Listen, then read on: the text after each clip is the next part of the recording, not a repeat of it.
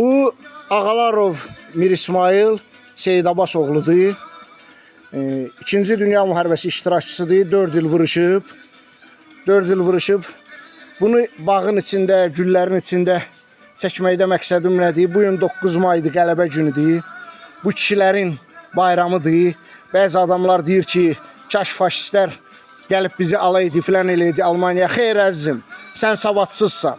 Faşist ən yaxşı halda işğal elədiyi ərazinin 10-15% əhalisini salamat saxlamaq istirdi, o da qul kimi. Yəni sənin nəslini də qırıb qutaracaqdılar bu kişilər olmasaydı. Bu videonu bağda çəkməyimin məqsədi odur ki, bu kişi sülh, əminamanlıq adamı idi.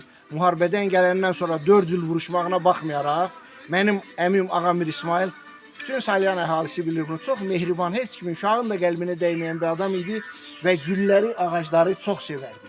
Bu güllərin hamısına onun əli deyib, Allah qəni-qəni rəhmət eləsin, tək onu yox, bütün dostlarımın da atası, babası iştirak eləyənləri, vətən uğruna, o vaxt vətən o sayılırdı. Yəni, o vaxt vətən uğrunda gediblər onlar. İndi deyirlər ki, belə filan bəsməkan. Burada fakt odur ki, onlar qorxmayıblar. İkinci Dünya Müharibəsi zamanı 4 nəfərə, 5 nəfərə bir dənə silah verilirdi.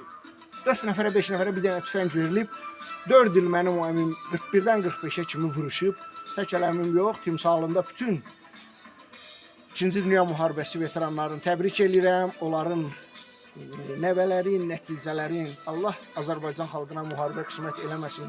İndi əmmin əlləri dəymiş bu güllərdən yığıb, gedib onun qəbrində ziyarət eləyəcəyik inşallah.